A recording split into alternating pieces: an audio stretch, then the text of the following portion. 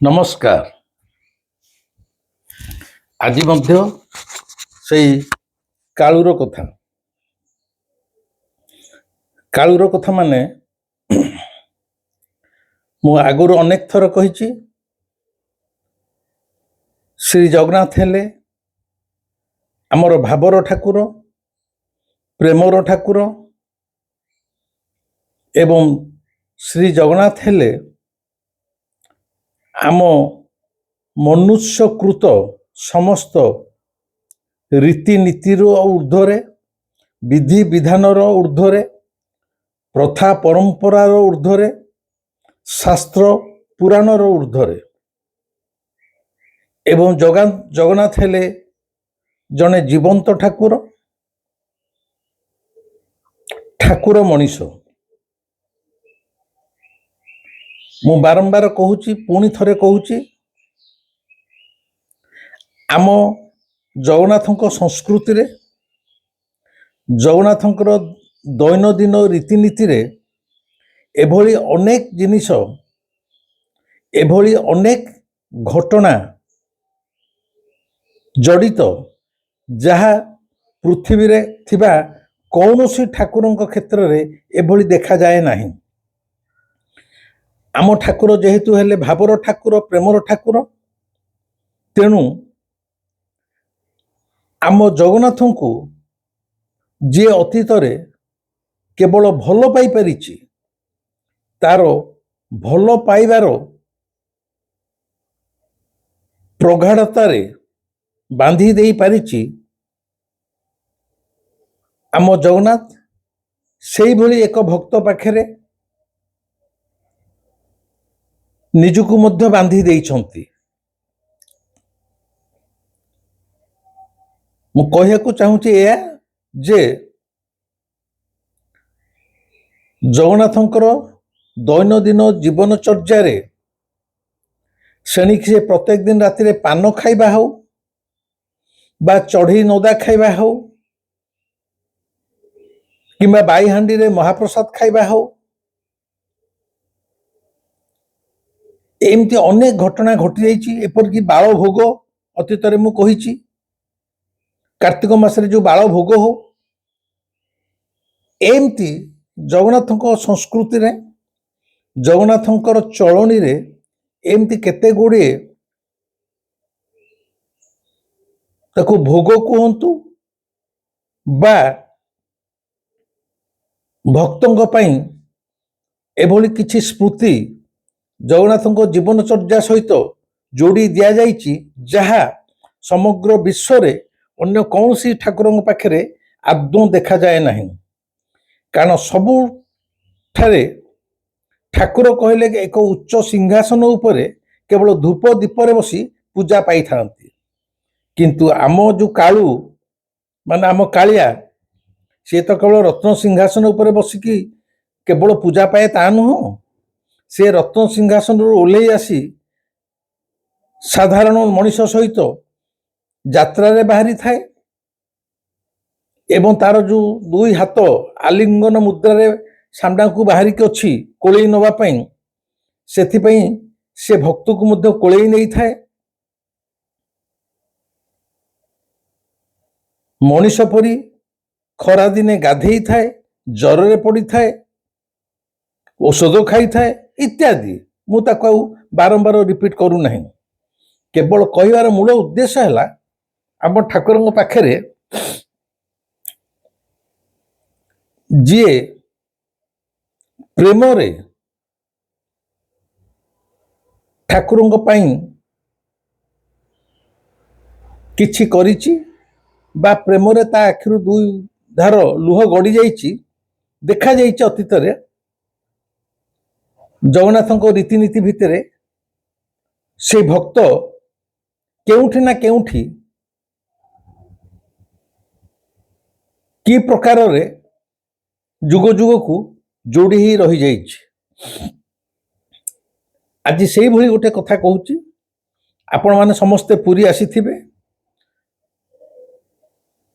ଆନନ୍ଦ ବଜାର ଭିତରେ ଜଗନ୍ନାଥଙ୍କ ମହାପ୍ରସାଦ ଅବଶ୍ୟ ଖାଇଥିବେ, ଦେଖିଥିବେ ଆନନ୍ଦ ବଜାର ଭିତରେ जो प्रसाद बिक्री होता है सबू माटी नाली रंगर माटी हांडी रे एवं से माटी हांडीर विभिन्न नामकरण अच्छी कोटा बाई हांडी कोटा समाधि कोटा छोट मठ कोटा बड़ मठ एड़ा सब माटी हांडीर आकार अनुसार श्रीमंदिर रे तार नामकरण अच्छी बाई हांडी मठ कोड़ुआ छोट मठ कोड़िया दासिया विभिन्न नामकरण अच्छी सेटा पूरी लोक जानती किंतु केबे कौन भाविचंती कि एई जो बाई हांडी भितर बाई हांडीटा है हांडी भितर सबुठु बड़ लंबा नाली माटीर हांडी सबुठु बड़ उच्च जोटा सेटा होची बाई हांडी जो थे साधारणतः बाहागर फागर हेले कि सुध घर श्राद्ध घर हेले बा पुरी बाहर को जदि किए बराद दे थाए कौन से उत्सव पाई जो बड़ बड़ हांडी सबू गाड़ी रे नदा होगी जाए सेटा होची बाई हांडी से बाई हांडीटा मध्य जने भक्त पाई तार नामकरण होती बाई हांडी से भक्तर कथा शुणिले एबे भी आपन कहला बेले मोर शरीर रोमांचित हो जाउची एवडा जेहेतु कहानी नुह यही श्रीक्षेत्र में घटी जाइची आज से बाई हांडीर कथा राजा नृपकेशरी से राजा था नृपकेशरी हठात तांकर राति रे शोईचंती चाउकिनी निद भांगी गला राजा मन मन भाविले मु कौन स्वप्न देखिली राजा प्रकृत से दिन जो शोईथिले राति रे स्वप्न देखुचंती स्पष्ट भाव में स्वप्न रे जगन्नाथ आसी राजा नृपकेशरी सामने रे छिड़ा ही कहले अरे राजा तू जदि भाबु थाउ तो कर्तव्य अनुसार तू प्रतिदिन सुचारु रूप से मंदिर रे मो मंदिर रे सब रीतिनीति ठीक करी दउचु भोग लगे दउचु मते सुआई दउचु एतक करी तू गोटे बड़ काम मो पई करी दउचु एटा तोर भ्रम मात्र जदि भाबु थाउ मंदिर भितरे तू सब किसी भलरे काम उठे नौचु एवं से मु खुशी एटा भी तोर भ्रम कारण तू भाभी नहींचु मु गोटे काठर गंडी मो आगे जहा करदेले मु खुशी हो जाऊची मु काठर गंडी नुहे मु सबू देखुची जानूची तते आज कही दउची एई श्रीक्षेत्र रे एई किछि दिन हैला बा किछि मास हैला महाराष्ट्र पुंद्रापुर बोली एक ग्राम रु जड़े कर्माबाई बोली नारीटी आसी श्रीक्षेत्र रही कर्माबाई मोर जड़े अत्यंत निष्ठापर भक्त मते से अत्यधिक भल पाए मोरी प्रेम रे पागल ही कर्माबाई आसी श्रीक्षेत्र रही किंतु जेहेतु से गरीब तार चलिबारे बहुत असुविधा होउची मु तोते आज कहूची तू काली सकाळ उठिला परे कर्माबाई केमिति भलरे एई श्रीक्षेत्र रही पारिबो तार समस्त सुबंदोबस्त तू करी दबु एथिरे जदि सामान्य खिलाफ हुए ताले मु तम ठारू आउ कौनसी पानी ग्रहण करिबिनी कि तमर छपन भोग मध्य ग्रहण करिबिनी नृपकेशरी जेतले स्वप्न देखुचंती से या मध्य देखुचंती जगन्नाथ एक कथा कहला बेले तांको पाखरे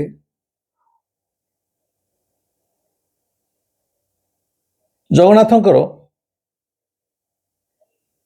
जड़े पूजक गड़ा बड़ू सी भी छिड़ा होती स्वप्न राजा जो गड़ा बड़ू की चाहती ता भितर जगन्नाथ उभे जाइछंती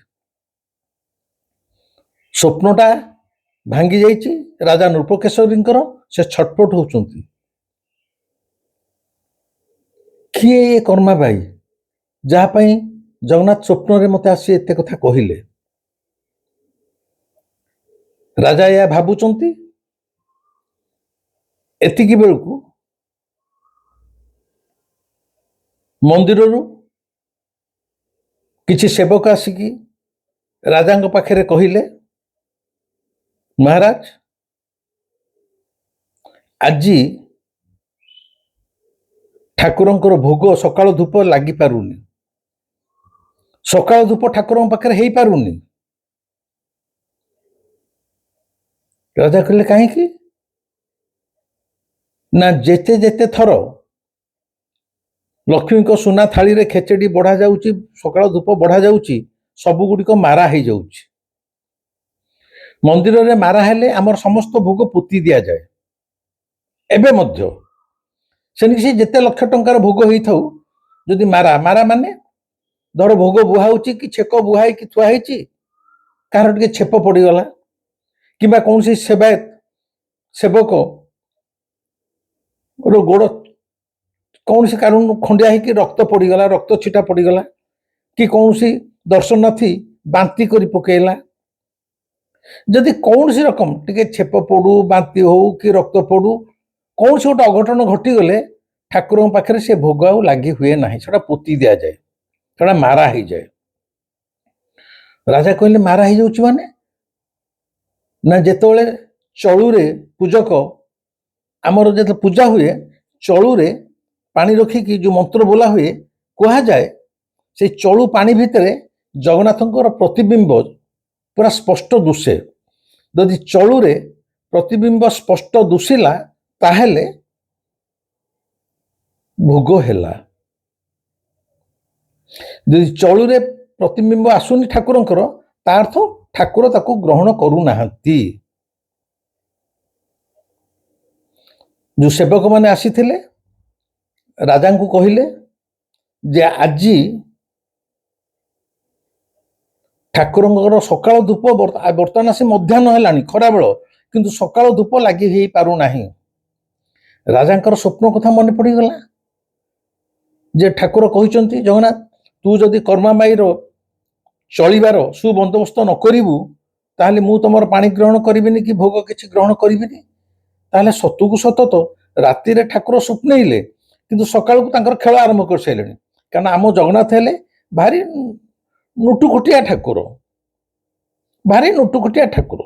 ତା ଲୀଳା ସହଜେ ବୁଝି ହବନି, ସଂସାରରେ କେହି ବୁଝିପାରିବେନି। ସେ କେତେବେଳେ ପିଲାଙ୍କ ଭଳିଆ ଅଭିମାନ କରିବ, କେତେବେଳେ ମଧ୍ୟ ଅତି କ୍ରୋଧରେ ରାଗିବ, ସେଟା ତା ଇଚ୍ଛା। ରାଜା ଭାବିଲେ, ଆଜି ଯୋଉ ଭୋଗ ଲାଗିଲା ମାତ୍ରେ ମାରା ହେଇଯାଉଛି, ଚଳୁରେ ଠାକୁର ଦୁଶୁନାହାନ୍ତି, ଠାକୁର କଣ ରାଗିଛନ୍ତି ନା ଅଭିମାନ କରୁଛନ୍ତି, ସେ କଥା କିଏ କହିପାରିବ? ସେବକ ମାନେ କହିଲେ, ମାରା ଥରେ ହେଇଯାଇପାରେ, ଧର ଥର ଭୋଗ ଆସି ଲାଗୁଛି, ଛେପ ପଡିଗଲା, ମାରା ହେଇଗଲା, କିନ୍ତୁ ଆଜି ତିନି ଥର ଭୋଗ ତିଆରି ହଉଛି, ଥୁଆ ହଉଛି, ମାରା ହଉଛି। ଲାଗିଲା 3 ଥର କଣ ମାରା ହେଇପାରେ? ଏଇଟା କଣ ଗୋଟେ କାକତାଳୀୟ? ନା। ଧର ଭୋଗ ଲାଗିଛି, କାହା ଗୋଡରୁ ଟିକେ ରକ୍ତ ପଡିଗଲା, ମାରା ହେଇଗଲା, କି କିଏ ବାନ୍ତି କରିଦେଲା, ମାରା ହେଇଗଲା, କି କାହାର ପରିସ୍ରା ହଠାତ୍ ହେଇଗଲା, ମାରା ହେଇଗଲା। ମାରା ହେଲେ ସେ ଭୋଗଟା ପୋତା ହେଇଯିବ, ପୁଣି ଥରେ ଭୋଗ ପ୍ରସ୍ତୁତ ହବ, ପୁଣି ଦିଆଯାଉଛି, ମାରା ହଉଛି, ଏମିତି 3 ଥର ମାରା ହେଇସାରିଲାଣି। ରାଜା ଜାଣିଲେ ଇଏ କିଛି ଛୋଟିଆ କଥା ନୁହଁ। ସେବକ ମାନେ ଆସିକି, ଯେହେତୁ ରାଜା ହଉଛନ୍ତି ଚଳନ୍ତି ଠାକୁର, ଶ୍ରୀ ଜଗନ୍ନାଥ ରାଜାଙ୍କ ସହିତ ସ୍ୱପ୍ନରେ କଥାବାର୍ତ୍ତା କରନ୍ତି। ମୁଁ ବି ଯେତେବେଳେ ପିଲା ହେଇଥିଲି କି ବଡ ହେଇଥିଲି କି କଲେଜରେ ପଢୁଥିଲି, ଭାବୁଥିଲି ଠାକୁର କଣ ସତରେ କଥାବାର୍ତ୍ତା କରନ୍ତି? ମୋ ମନରେ ବି ସନ୍ଦେହର ପ୍ରଶ୍ନବାଚୀ ଥିଲା। ମୁଁ ଭାବୁଥିଲି ଗୋଟେ ମନଗଢା କାହାଣୀ। କିନ୍ତୁ ମୁଁ ସ୍ପଷ୍ଟ ଭାବରେ କହୁଛି, ଯେଉଁ ଦିନ ଠାରୁ ଠାକୁର ମୋ ସହିତ ମଧ୍ୟ କଥାବାର୍ତ୍ତା କଲେ ବା ଏବେ କରୁଛନ୍ତି, ମୁଁ ଜାଣିଲି ଇଏ କାଠ ଗଣ୍ଡିର ନିର୍ଜୀବ ଠାକୁର ନୁହଁରେ ଭାଇ, ଇଏ ପ୍ରକୃତରେ ପ୍ରେମର ଠାକୁର, ଭାବର ଠାକୁର। ଆକୁ ପ୍ରେମରେ ଜଣେ ନିଜ ପାଖରେ ବାନ୍ଧିକି ରଖିପାରିବ। ତେଣୁ ଯେଉଁ ଦିନ ଠାରୁ ମୋ କାଳୁ ମୋ ସହିତ କଥାବାର୍ତ୍ତାର ସମ୍ପର୍କରେ ରହି ଆସିଛି, ମୁଁ ଜାଣିଲି ଅତୀତରେ ମୋତେ ରାଜାମାନଙ୍କୁ ଠାକୁର ସ୍ୱପ୍ନରେ ସବୁକିଛି କହୁଥିଲେ। ସେବକମାନେ ଆଜି ଆସି ରାଜାଙ୍କ ପାଖରେ ପହଞ୍ଚି କହୁଛନ୍ତି ଯେ ଆପଣ ତ ଚଳନ୍ତି ଠାକୁର, କାହିଁକି ଠାକୁର ରାଗିଛନ୍ତି? ତିନି ଥର ଭୋଗ ଲାଗିଲାଣି, ମାରା ହେଇଯାଉଛି, ଆପଣ ଟିକେ ବୁଝନ୍ତୁ। ରାଜାଙ୍କ ମନ ଏକଦମ ଦବି ଯାଇଛି, বিষণ্ণ ମନ। ହଠାତ୍ ଚାହିଁଲେ, ସାମ୍ନାରେ ଗଡ଼ାବଡ଼ୁ ଛିଡ଼ା ହେଇଛନ୍ତି, ମାନେ ଠାକୁରଙ୍କ ପୂଜକ ଛିଡ଼ା ହେଇଛନ୍ତି। ପୂଜକ କହିଲେ, ମହାରାଜ ଆପଣ ଯଦି ମୋତେ ଅନୁମତି ଦେବେ ମୁଁ ଗୋଟେ କଥା କହନ୍ତି। ରାଜା କହିଲେ, କୁହ, ଏଇ ଯେଉଁ ସମୟ ଆମର ଆସିଛି, ଆଜି ସକାଳ ଆସି ମଧ୍ୟାହ୍ନ ହେଲାଣି, ଠାକୁର କିଛି ଖାଇନାହାନ୍ତି। ଆଉ ଠାକୁର ଖାଇନାହାନ୍ତି ମାନେ ସେବକମାନେ ବି କିଛି ଖାଇନାହାନ୍ତି। ଘରର ବାପାଟା ଯଦି ଖାଇନି, କ'ଣ ସେ କମର ଅଭିମାନେ ବସିଛି, ଆଉ ପୁଅ ବୋହୂ ମାନେ କ'ଣ ଖାଇଦେବେ? କୁହ। ଗଡ଼ାବୁଡ଼ୁ କହୁଛନ୍ତି, ବୁଢ଼ା ଗଡ଼ାବୁଡ଼ୁ କହୁଛନ୍ତି ଯେ ମହାରାଜ କାଲି ରାତିରେ ମୁଁ ଗୋଟେ ସ୍ୱପ୍ନ ଦେଖିଥିଲି। ସ୍ୱପ୍ନରେ ଜଗନ୍ନାଥ ଆସିଥିଲେ। ସ୍ୱପ୍ନରେ ଯେତେବେଳେ ଜଗନ୍ନାଥ ଆସି ମୋତେ କିଛି କହୁଥିଲେ, ମୁଁ ଦେଖିଲି ଆପଣ ବି ସେଠି ମୋ ପାଖରେ ଅଛନ୍ତି। ରାଜା ହଠାତ୍ ମନ ଭିତରେ ଭାବିଲେ, ଆରେ ମୁଁ ତ ସ୍ୱପ୍ନ ଦେଖିଥିଲି, ମୁଁ ସ୍ୱପ୍ନ ଦେଖିଲା ବେଳେ ବି ଦେଖିଲି ଗଡ଼ାବୁଡ଼ୁ ପାଖରେ ଛିଡ଼ା ହେଇଥିଲେ। ଏନେ ଗଡ଼ାବୁଡ଼ୁ ବି କହୁଛନ୍ତି ସିଏ ବି ସ୍ୱପ୍ନ ଦେଖିଛନ୍ତି। ତା ଅର୍ଥ କାଲି ରାତିରେ ଯେଉଁ ଜଗନ୍ନାଥ ଆସିଥିଲେ ସେଟା ମିଛ ନୁହଁ। ରାଜା ଅତି ଉଦ୍ବିଗ୍ନର ସହ କହୁଛନ୍ତି, ଗଡ଼ାବୁଡ଼ୁ କୁହ ତମେ କ'ଣ ସ୍ୱପ୍ନ ଦେଖିଥିଲ? ଗଡ଼ାବୁଡ଼ୁ କହୁଛନ୍ତି, ଦେଖନ୍ତୁ ମହାରାଜ, ମୁଁ ସ୍ୱପ୍ନ ଦେଖିଥିଲି ଜଗନ୍ନାଥ ଆସି ମୋତେ କହୁଛନ୍ତି ଏଇ ଶ୍ରୀକ୍ଷେତ୍ରରେ ତାଙ୍କର ଜଣେ କିଏ ଭକ୍ତ କର୍ମାବାଇ ବୋଲି ମହାରାଷ୍ଟ୍ର ପନ୍ଦ୍ରାପୁର ଗାଁରୁ ଆସି ଏଠି ଶ୍ରୀକ୍ଷେତ୍ର ରହିଛି, ତାର ଚଳିବାରେ ବହୁତ ଅସୁବିଧା ହେଉଛି। ମୋତେ କହିଲେ ତୁ ତୋ ରାଜାକୁ କହି ତାର ଚଳିବାର ସୁବନ୍ଦୋବସ୍ତ କର ମୋ ଭକ୍ତର, ତା ନହେଲେ ମୁଁ ତମଠୁ କିଛି ଖାଦ୍ୟ ଗ୍ରହଣ କରିବିନି। ବୋଧହୁଏ ସେଇ ସକାଶେ ଆଜି ଠାକୁର ଆମଠୁ ପ୍ରସାଦ ଗ୍ରହଣ କରୁନାହାନ୍ତି।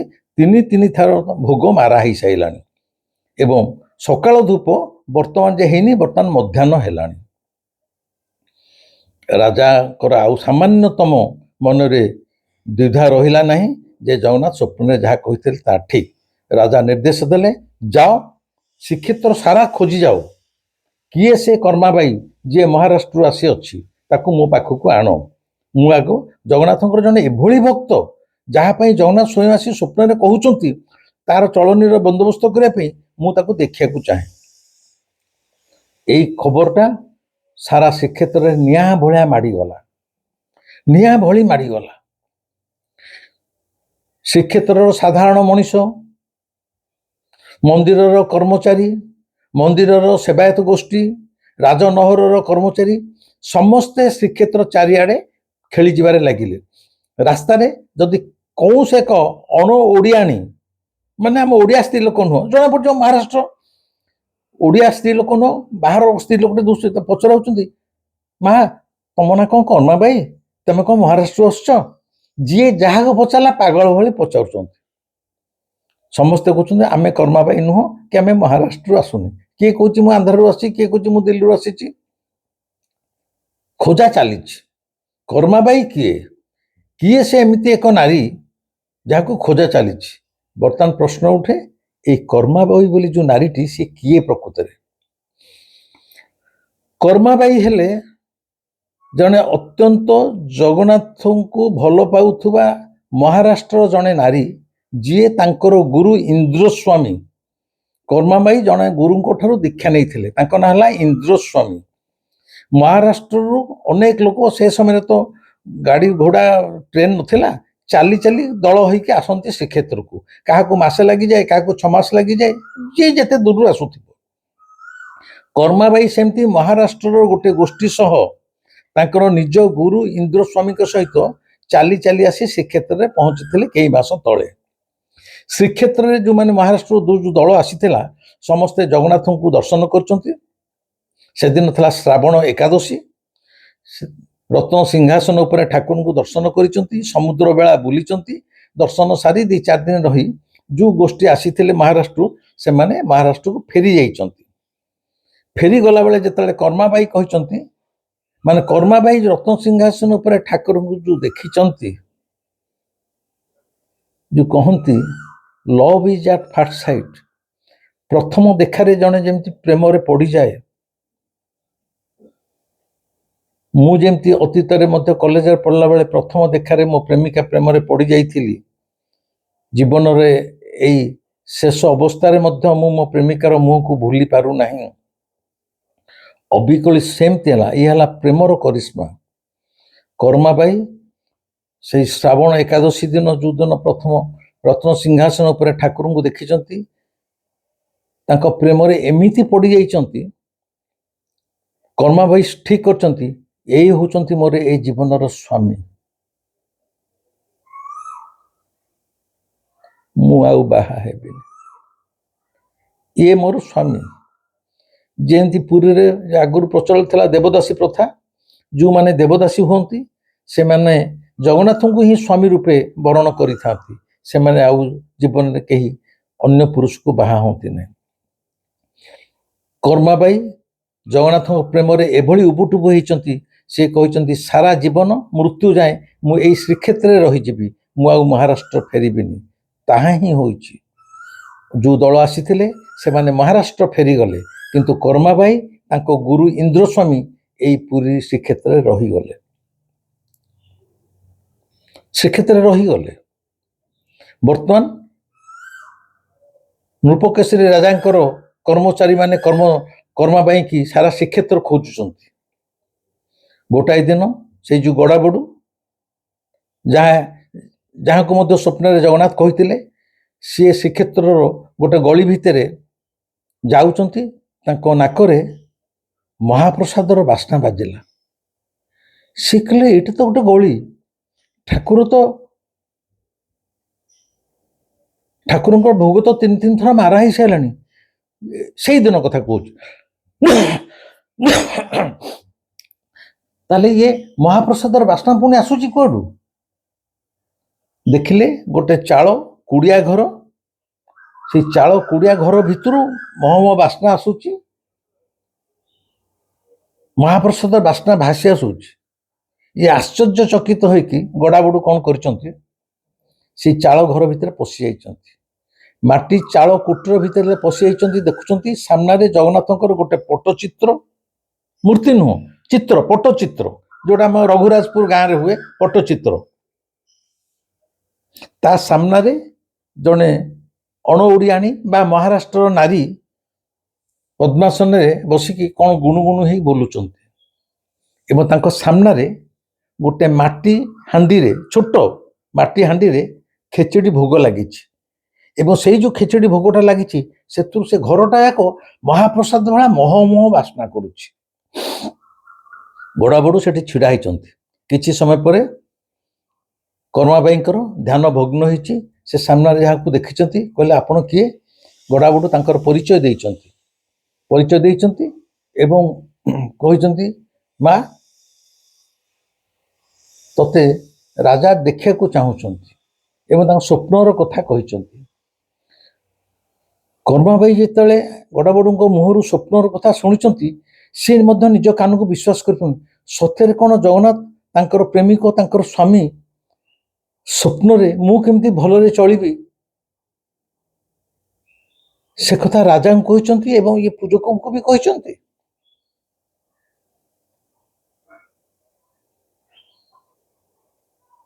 ଗଡ଼ାବଡ଼ୁ କହୁଛନ୍ତି ମା, ଆଜି ସକାଳୁ ଯାଇ ବର୍ତ୍ତମାନ ମଧ୍ୟାହ୍ନ ହେଲାଣି, ଠାକୁର ଆମର ଭୋଗ ଗ୍ରହଣ କରୁନାହାନ୍ତି, ତାଙ୍କର ସବୁ ଭୋଗ ମାରା ହେଇଯାଉଛି।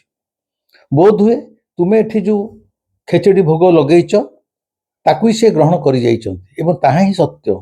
ସେଇ ସକାଶେ ତାଙ୍କର ସେଇ ଛୋଟ ହାଣ୍ଡିଟିର ଯେଉଁ ଖେଚେଡ଼ି, ସେ ମହାପ୍ରସାଦର ବାସ୍ନା ହେଉଛି। ମାନେ ପ୍ରକୃତରେ ଜଗନ୍ନାଥ ସେଦିନ ସେଠି ତାଙ୍କ ମନ୍ଦିର ଭିତରେ ଯାହା ଭୋଗ ଲାଗିଛି, ମହାପ୍ରସାଦ ଲାଗିଛି, ତାକୁ ନ ଖାଇ ଏଇ କର୍ମାବାଇ ଯେଉଁ ଖେଚେଡ଼ିଟି କରିଛି ତାକୁ ହିଁ ସେ ଖାଇଛନ୍ତି। କର୍ମାବାଇ ତାଙ୍କ ଗୁରୁଙ୍କ ସହିତ ରାଜା ନୃପକେଶରୀଙ୍କ ପାଖରେ ଆସି ପହଞ୍ଚନ୍ତି।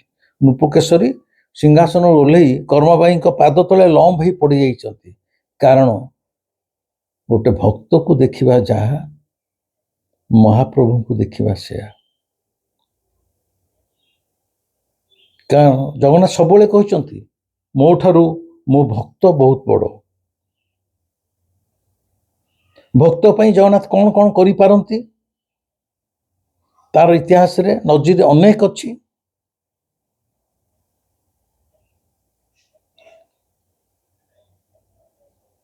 मो जीवन में भी सेमती घटना घटी जगन्नाथ को नहीं, किंतु आज जाए मुझे घटनाटी कही पारुनी यही सकाशे अन्य माने ताकू अनेक कदर्थ अन्य भूल अर्थ रे ताकू व्याख्या करिवे। एमिति तो मते नाही नथिबा चोर चंडाल करी लोक माने गाली दउचंती। मु जहा कहूची मिछ कहूची, मु गोटे भंड गुरु, पैसा रोजगार करने पे यूट्यूब रे एगुड़ा सब कहूची। तेणु जगन्नाथ को नहीं मोर एमती किसी अनुभूति अच्छी, जीवंत अनुभूति अच्छी, मुझे कहूँ साहस करें। जदि आप जानी शुणी पारते ताले से अतीतर घटना शुणा दरकार हंतानी। एबे भी आपनकर दृढ़ विश्वास हंता जदि विभूद रंजन क्षेत्र में यह घटी जाइए तार तो ये जगन्नाथ निर्जीव गंडी नुहे, ये जड़े जीवंत ठाकुर। से कथा मुझे कहूनी। राजा कहते कर्मा बाई की माँ ठाकुर बर्तमान जाए खाई ना, तुम्हें किसी व्यवस्था कर। कर्मा बाई कहते ठीक अच्छे। से सांगे सांगे मुझे रोषे करुच्ची कही कर्मा बाई राजमहल चली आसछंती। पाखर गोटे कुंभार साही नाली माटी पात्र आनी माने हांडीटे आनी आणिकी से खेचेडी खेचेडी करी से मंदिर को जाइछंती भोग लगे जे प्रभु आज यहीटा खाइब। किंतु मंदिर तो जो सब आमर तथाकथित चुटी टेका पंडित माने अछंती रक्षणशील से माने सब शास्त्र द्वारा परिचालित। से माने राजा को कहते ना बाहर रंधा होइथिबा कौन सी खाद्य श्रीमंदिर भितर रत्न सिंहासन पाखे भोग लगा जाई पारिबो नाही, कारण एटा शास्त्रानुमोदित तो नुहे। जी शास्त्र को नहीं जगन्नाथ को खोजिब से 100 जन्म जगन्नाथ उपलब्धि पाई पारिबो नाही। 100 थर कहूची जगन्नाथ हेले शास्त्र ऊर्ध्वरे।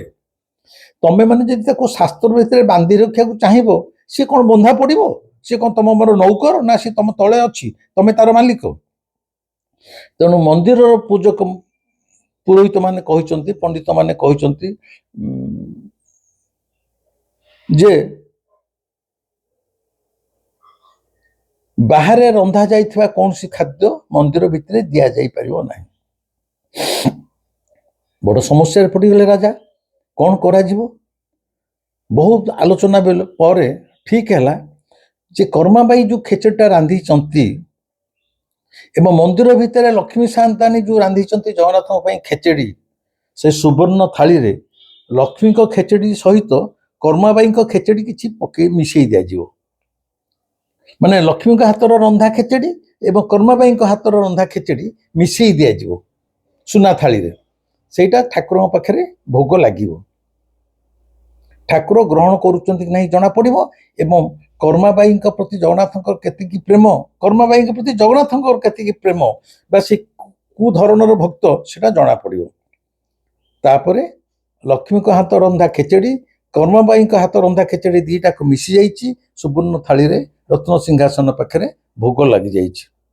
अरे ये कौन चलुरे सांगे सांगे जगन्नाथ प्रतिबिंब स्पष्ट झलकी उठिला। हुलहोली हरिबोल रे श्रीमंदिर प्रकंपित है। मो कालू भक्तर हाथ रंधा खेचेड़ी की ग्रहण कर जो कालू अभिमान करी सकाळू भोग ग्रहण करि नथिला, बर्तमान सकाळर धूप मध्याह्न लगुची एवं कर्माबाई खेचेड़ी ठाकुर ग्रहण करिसंती। कर्माबाई कर जय जयकार सारा श्रीक्षेत्र में मनर निया भली माड़ीगला। एवं राजा कहले एथर कर कर्माबाई रो स्मृति रे किछि गोटे करा जिवो।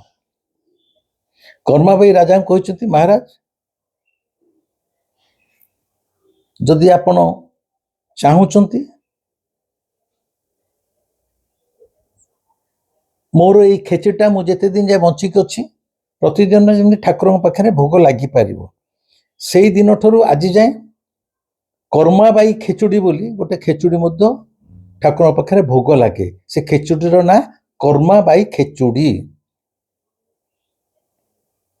ଏବଂ ଯେଉଁ ନାଲି ହାଣ୍ଡିଟିରେ ଖେଚୁଡ଼ି ରାନ୍ଧିକି କର୍ମାବାଇ ଠାକୁରଙ୍କ ପାଖରେ ଭୋଗ ଲଗେଇଥିଲେ, ତାର ସ୍ମୃତିରେ ସେଇ ଦିନଠାରୁ ରାଜା ଘୋଷଣା କଲେ ମନ୍ଦିର ଭିତରେ ଯେଉଁ ମହାପ୍ରସାଦ ତିଆରି ହେଉଛି ସେଇଟା ସବୁଠାରୁ ବଡ଼ ହାଣ୍ଡିରେ ଯେଉଁ ମହାପ୍ରସାଦ ରହିଥିବ ସେଇ ବଡ଼ ହାଣ୍ଡିଟିର ନାଁ ଆଜିଠାରୁ କାଳ କାଳ ପାଇଁ ତା ନାଁ ହେବ ବାଇ ହାଣ୍ଡି। କର୍ମା ବାଇ ନାଁ ଦିଆହେଲା ବାଇ ହାଣ୍ଡି। ଯେଉଁମାନେ ପୁରୀ ବାହାରର ଲୋକ ଏଇଟାକୁ ଶୁଣୁଛନ୍ତି ବା ଦେଖୁଛନ୍ତି, ଆପଣ ପୁରୀ ଆସିଲେ ଆନନ୍ଦ ବଜାର ଭିତରେ ପଚାରିବେ କୋଉଟା ବାଇ ହାଣ୍ଡି। ସବୁଠାରୁ ଉଚ୍ଚ ହାଣ୍ଡି ଯୋଉଟା, ମାନେ ଯେଉଁ ହାଣ୍ଡି ଭିତରେ ମହାପ୍ରସାଦ ରହିଲେ ତାକୁ 80ରୁ 100 ଲୋକ ଖାଇବେ। ବାହାଘର ପୁଣ୍ୟ ପର୍ବରେ ଯେଉଁ ହାଣ୍ଡି ସବୁ ଗାଁ ଗଣ୍ଡାକୁ ପଠାଯାଉଛି ପୁରୀରୁ, ତାରି ନାଁ ହେଉଛି ବାଇ ହାଣ୍ଡି। କର୍ମା ବାଇଙ୍କ ନାଁରେ ଆଜି ଯାଏଁ ବାଇ ହାଣ୍ଡି ଶ୍ରୀମନ୍ଦିରରେ ପ୍ରଚଳିତ। ଖାଲି ସେତିକି ନୁହଁ, କର୍ମାବାଇଙ୍କର ଗୁରୁ ଥିଲେ ଇନ୍ଦ୍ରସ୍ୱାମୀ। ଆଜି ମଧ୍ୟ ପୁରୀ ଲୋକମାନେ ଜାଣନ୍ତି, ବାହାର ଲୋକ ଜାଣିପାରିବେନି। ଶ୍ରୀକୃଷ୍ଣ ସିନେମା ଗଳି ବୋଲି ଗୋଟେ ଗଳି ଅଛି ମନ୍ଦିର ପାଖରେ। ସେଇ ଗଳି ଭିତରେ ଯେଉଁଠି କର୍ମାବାଇ ଆଉ ତାଙ୍କ ଗୁରୁ ଇନ୍ଦ୍ରସ୍ୱାମୀ ରହୁଥିଲେ, ସେଇ ଜାଗା, ସେଇ ଘରଟିର ନାଁ ହେଉଛି, ଆଜି ନାଁ ହେଉଛି ଇନ୍ଦ୍ରସ୍ୱାମୀ ମଠ। ପୁରୀରେ ଇନ୍ଦ୍ରସ୍ୱାମୀ ମଠ କୋଉଟା କହିଲେ ବି ଅଟୋବାଲା ନେଇକି ପହଞ୍ଚେଇ ଦେଖେଇ ଦେବେ।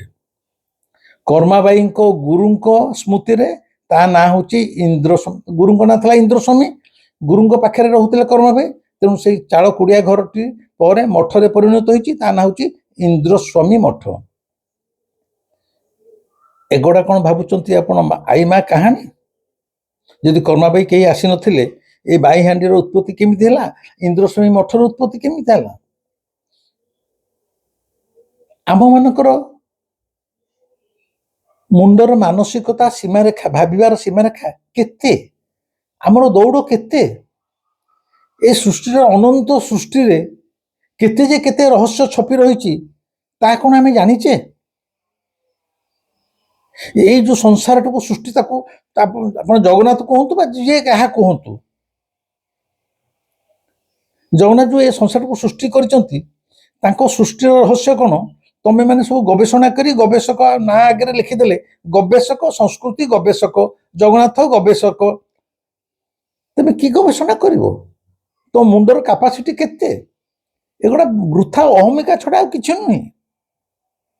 ତେଣୁ କେତେ କେତେ ରହସ୍ୟ ଲୁଚି ରହିଛି ଏଇ ଶ୍ରୀକ୍ଷେତ୍ରକୁ ନେଇ, ଶ୍ରୀ ଜଗନ୍ନାଥଙ୍କୁ ନେଇ, ଶ୍ରୀମନ୍ଦିରକୁ ନେଇ।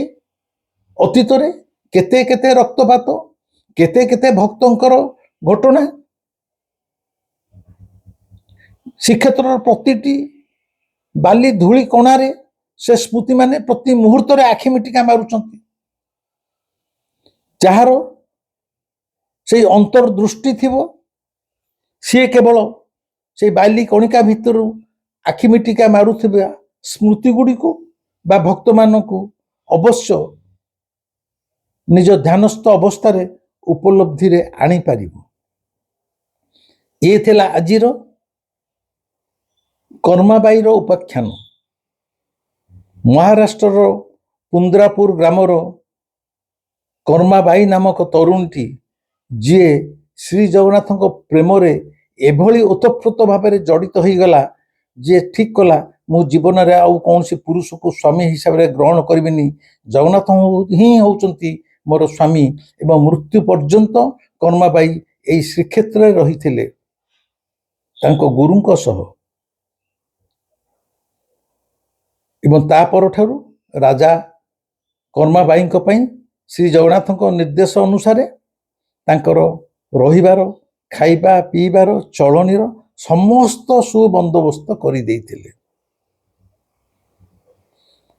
ଆପଣମାନେ ଭାବିପାରୁଛନ୍ତି ତ, ଜଗନ୍ନାଥଙ୍କୁ ଯଦି ଆପଣ ପ୍ରକୃତରେ ପ୍ରେମ କରିପାରିବେ, ତାହେଲେ ଏ ଜୀବନର ଗତିପଥ କୁଆଡ଼ିକି ବଦଳି ଯାଇପାରେ। ଖାଲି ଯଦି ଭାବୁଥାନ୍ତି ଜଗନ୍ନାଥଙ୍କର ଉପରେ ଗୋଟେ ବହି ପଢ଼ିଦେବେ, ଭକ୍ତ ଡୋରିରେ ଶ୍ରୀ ଜଗନ୍ନାଥ ଦ୍ରାଢ଼ତା ଭକ୍ତି, ଯେତେ ବହି ଲେଖା ହେଇଛି, ବହି ପଢ଼ିକି ଜଗନ୍ନାଥଙ୍କୁ କେହି ପାଇପାରିବେନି। ଜଗନ୍ନାଥଙ୍କୁ ପାଇବାକୁ ହେଲେ ତମ ହୃଦୟର ନିର୍ମଳ ଭଲ ପାଇବା, ନିଃସ୍ୱାର୍ଥ ଭଲ ପାଇବା, ନିଃସର୍ତ୍ତ ସମର୍ପଣର ଭଲ ପାଇବା ଯଦି ଥିବ, ତାହେଲେ ଜଗନ୍ନାଥ ତୁମର। ଇଏ ପ୍ରବଚନର କଥା ନୁହେଁ, କି ଶୁଖିଲା ଦାର୍ଶନିକ କଥା ନୁହେଁ। ଏଇଟା ହେଉଛି ବିବୁଧ ରଞ୍ଜନର ବ୍ୟକ୍ତିଗତ ଅନୁଭୂତିର କଥା। ମୁଁ ଶୁଳ୍କ ଫୁଳ୍କ ଜାଣିନି, ଶାସ୍ତ୍ର କ'ଣ ଜାଣିନି। ମୁଁ ଏଇ ଦୀର୍ଘ 40 ବର୍ଷ ଧରି କେବଳ କାଳୁକୁ ପ୍ରେମ କରେ। ଆଗରୁ କହିଛି, ପ୍ରେମରେ ଯେମିତି ରୀତିନୀତି କିଛି ନଥାଏ। ଯେଉଁମାନେ ଭାବୁଥାନ୍ତି, ଯେଉଁମାନେ ମୋତେ କମେଣ୍ଟରେ ପଚାରୁଛନ୍ତି ବା ଇଏ କମେଣ୍ଟ ଦେଉଛନ୍ତି ଯେ ଜଗନ୍ନାଥଙ୍କ ମୂର୍ତ୍ତି ରଖିଲେ କ'ଣ ତାଙ୍କୁ ଆମେ ଭାତ ଡାଲି ଦେଇପାରିବୁ? ବାପା କାହିଁ ନ ଦେଇପାରିବ? ତମେ କ'ଣ ତମ ଘରେ ବୁଢ଼ା ବାପାକୁ ଭାତ ଡାଲି ଦଉନ, ଖଇ କୋରା ଦଉଛ, ଚିନି ଭୋଗ ଦଉଛ?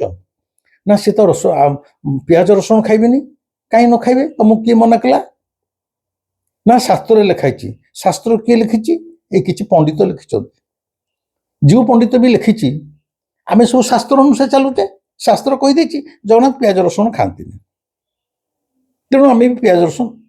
ଇଏ ପ୍ରେମର ଧାରା ନୁହେଁ ରେ ଭାଇ। ପ୍ରେମ ଭିତରେ କିଛି ରୀତିନୀତି ନଥାଏ। ପ୍ରେମରେ ତୁମେ ଯାହା ଦେବ, ପିଚୁ ଦେଲେ ବି ଜଣେ ପିଇଦବ। ଆମ ଠାକୁର ହେଲେ, ବାରମ୍ବାର କହିଛି, ପ୍ରେମର ଠାକୁର। ତମେ ତମ ହୃଦୟରୁ ଭଲ ପାଇବାରେ କାଳୁକୁ ଯାହା ଦେବ ସେ ତା ଖାଇବ। କାଳୁକୁ ଭଲ ପାଅ।